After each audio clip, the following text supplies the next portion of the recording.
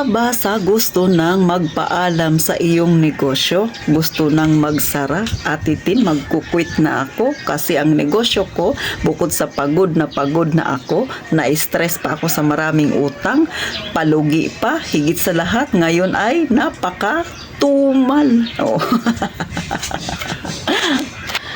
So, yan ba ang dahilan mo? O, syempre, ngayon, mag-real talk tayo. Sana ay mapabago ni Ate Tintin ang damdamin at isipan mo ukol sa pagkukwit mo sa iyong negosyo. Pero bago tayo mag-umpisa, pindutin mo na ang subscribe button na yan. At syempre pa, tara na, mag-chismisan na tayo. Kumusta naman ang mga may tindahan dyan, ha? Mga kasari, nakakota na ba kayo?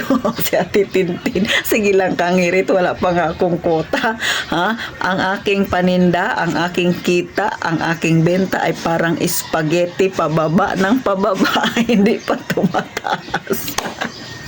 Ay, ikaw, Sisi, kaya ka ba magkukwit na? O, alam mo, Sisi, ha? Isa sa mga rason bakit gustong-gusto mo nang magkwit, ito, number 1. Mahilig ka kasing tumambay sa Facebook. Yung Facebook, nakikita mo yung mga friends mo doon, ha, na medyo social masyado, ha, nagpe-flex ng kanilang mga kinita sa kanilang pagiging empleyado, bumibili ng mga gamit ng mga kung ano-ano, nagbabakasyon at kung ano-ano pa, kumakain sa mamahaling restaurant. O, ikaw hindi ka makaalis sa negosyo mo, nandyan ka lang sa tindahan mo lagi, nakapirmi. Tapos maghapon kang nagbabantay. Tapos ang tumal-tumal, dagdag ba yung mga suki mong palautang, hindi nagbabayad. Kaya nakaisip ka na, isara na lang ang tindahan mo. Magbalik na lang sa pagiging empleyado. Tama ba yan? Siyempre, nasa sa inyo naman yan kung nakikita nyo na kailangan nyo ng isara. Pero ito lang, Sisi. Alam mo, nung nagumpisa kang nagtindahan, nagnegosyo, naisip mo na makakatulong yan ng malaki sa'yo. Bakit ngayon naiisip mo nagiging perwisyo na siya? Kasi siguro na mishandle mo yung paghahawak ng iyong negosyo. Kumbaga, mali yung tinatahak mo. O bakit ka nakarating doon sa pagpapautang ng malaki kaya nagiging cost yan na nalulugi ang iyong tindahan? O di ba? Si Ate Tintin, mula nung nagbablog ako hanggang ngayon, lagi kong inuulit sa aking mga vlog, lagi kong sinasabi na huwag magpapautang. Kung magpapautang man at hindi kayang iwasan, magpautang lang ng kaya na kaya mong i-let go or pwede mong mawala sa'yo. Huwag mong itiwala lahat sa customer mo yung paninda mo na ipapautang mo sa kanila. Kasi kinatapusan yan, pag hindi nagbayad, kawawa kang tendera ka. Mga kasari. Pangalawa, minsan kasi sa sobrang pagsubaybay natin sa mga kaibigan natin, nagkakaroon tayo ng comparison between sa ating sarili at sa kanila. So kaya nga sinasabi ko na iwasan mo yung pagbababad sa social media kasi ang nangyayari niyan, masyado mong dinadown yung sarili mo at yung mga nakikita mong mga kaibigan na akala mo maganda yung buhay ay tinataas mo. Parang langit at lupa na ang pagitan ninyo, Sisi. Kaya parang nawawalan ka ng gana. Alam mo, mapa-empleyado ka man, may sarili ka mang negosyo, ang problema ay nandyan. Hindi yan naiiwasan. Lahat tayo may kanya-kanyang pasan na problema. Nasa sa atin na lang yan kung paano natin i-resolve yung problema na kinakaharap natin, Sisi. At saka hindi ibig sabihin na pag nagsara ka ng tindahan mo, sa tingin mo nalutas mo na yung problema mo. Hindi, Sisi. Nagpapakita lang yan, nagpapatunay lang yan na pag nagsara ka ng tindahan mo, kahinaan mo yan. Ibig sabihin, hindi mo kayang harapin yung problemang dumating sa'yo. Kaya, iniwasan mo siyang resolbahin.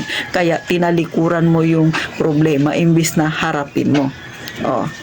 Nagets mo ba, Sisi? Tinamaan ka ba? Hindi ako nagagalit. Pinapakita ko lang sa'yo yung realidad.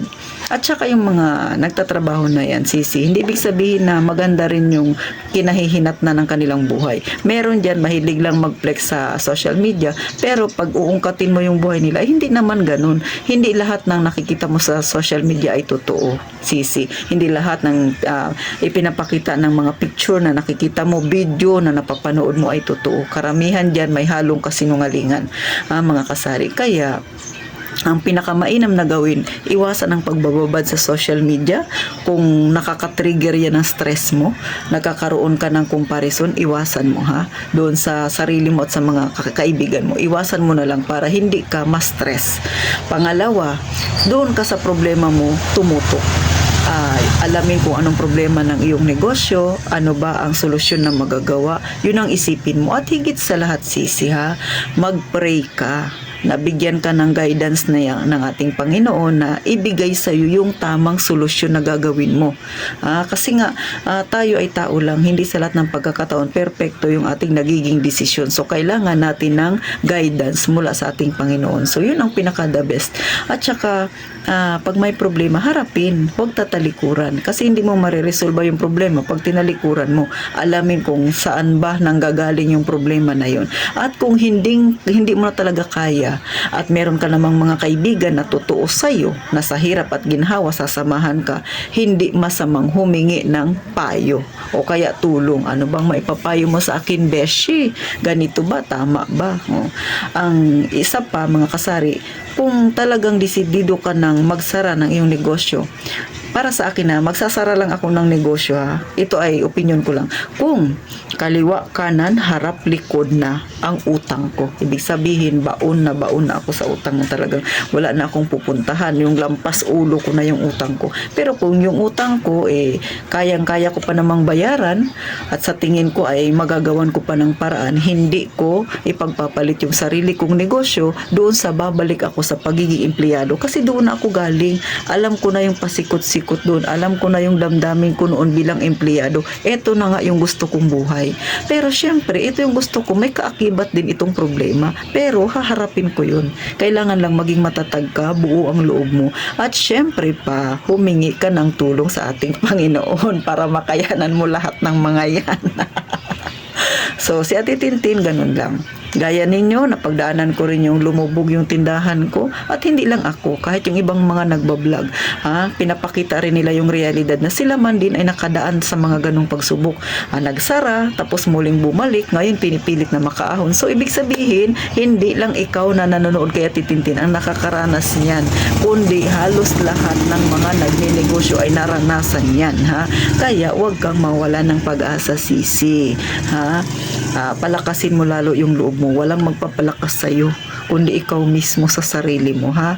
So, paano, mga kasari? Sana kahit papano napagbago ko yung isipan mo, kahit papano ay napagaan ko yung kalooban mo. Tandaan, ha? Hindi lahat ng nakikita sa social media ay totoo. Hindi lahat ng piniplex ng kaibigan mo ay totoo. Yung iba dyan kasinungalingan. Kaya, huwag kang magkukumpara sa sarili mo at sa mga nakikita mo sa social media at magsasabi ka ng sana all. Kasi hindi yan lahat ay totoo. So hanggang dito na lang mga kasari-sari test. Sana po ay nag-enjoy kayo sa panonood kay Ate Tintin at sana na-real talk ko kayo. At gaya nga ng palagi kong sinasabi, mag-iingat tayong lahat palagi mga kasari.